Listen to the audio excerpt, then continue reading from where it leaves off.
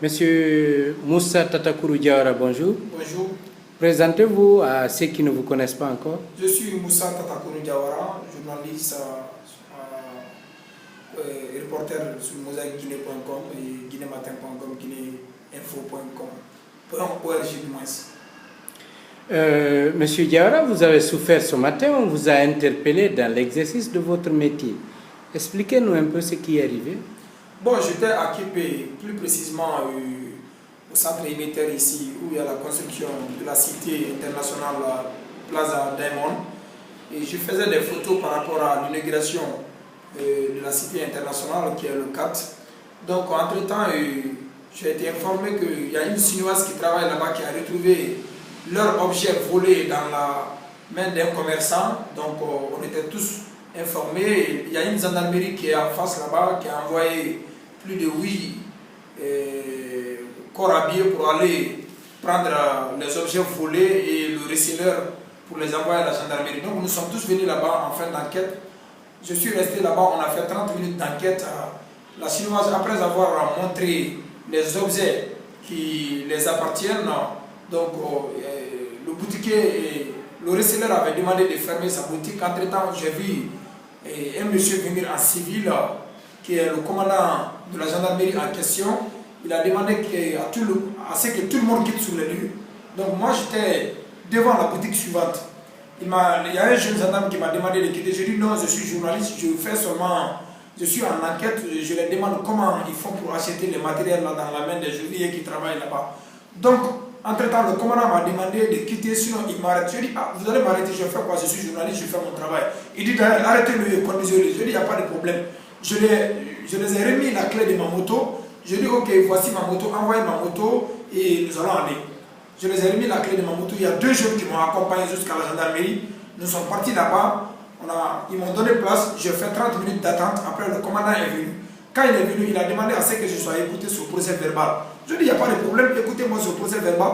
Le temps pour moi de prendre mon sac, parce qu'ils avaient dit de changer la salle, parce que là où j'étais là, ce n'était pas la salle d'audition. Le temps pour moi de prendre mon sac pour rejoindre la salle d'audition, mon sac n'était pas fermé, tous mes objets sont tombés. Et il a dit, qu'est-ce que les gens sont en train de faire sans m'envoyer dans la salle d'audition. J'ai demandé, je prends mes objets, je me suis courbé pour prendre mes objets. Paf, il me donne un coup de pied sur ma poitrine. Quand je suis tombé là-bas inconsciemment, ils m'ont pris, je ne sais pas, ils m'ont envoyé dans une petite salle où il y a un petit lit là-bas, on m'a déposé là-bas. Dès que je me suis retrouvé nu. Ils m'ont déshabillé de mes habits, tout. Mais avant qu'il n'arrive, j'avais appelé le patron de Mosaïque Guinée, Abokar Diallo, qui est venu avec ses collègues Urobi et Tamba, qui sont venus me trouver déshabillé là-bas dans leurs mains. Donc quand ils m'ont demandé, je les ai expliqué la chaîne. Les témoins sont venus parce qu'il y a certains commerçants qui ont témoigné que je ne faisais que mon travail et qui sont tombés sur moi. Les témoins sont venus témoigner devant mes confrères de la radio Espace et ceux-ci ont demandé ma liberté provisoire. Ils viennent de me mettre en liberté provisoire. Donc je suis en procédure et je vais porter plainte contre le commandant qui m'a donné un coup de pied dans la poitrine. Et pourquoi ce coup de pied? Oui, parce qu'il a tout simplement demandé à ce que je rejoigne la salle là. D'audition, je lui ai dit, il n'y a pas de problème, je prends mon sac. Je lui ai dit, je n'ai pas peur, c'est la démocratie. Je ne t'ai qu'un exercice de mes fonctions. Le temps pour moi de prendre mon sac et rejoindre la salle d'audition, c'est son coup de pied qui me trouve sur ma poitrine. Et il me dit que, non, même si je meurs ici, qu'il va m'enterrer. Devant ces gens, et je sais que c'est des gens qui sont sous serment, personne d'entre eux ne va faire un faux témoignage parce que c'est leur commandant. Parce que ça s'est passé devant eux tous.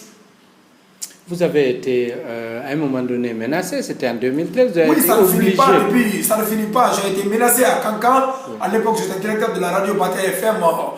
Pendant l'arrivée du président de la République à Kankan là-bas, j'avais quitté le pays pour les questions de sécurité pendant 7 mois. J'étais entre la Guinée-Bissau, la Gambie, le Sénégal. Je suis revenu, ça ne finit pas. La dernière fois, c'est une policière aussi, 2 policières qui m'ont tabassé en ville. À Kaloum. À Kaloum. Et aujourd'hui encore, c'est la gendarmerie qui me fait ce sort. Donc je ne sais pas qu'est-ce que je fais à cette autorité, franchement. C'est dommage. Bon courage, monsieur. Merci beaucoup.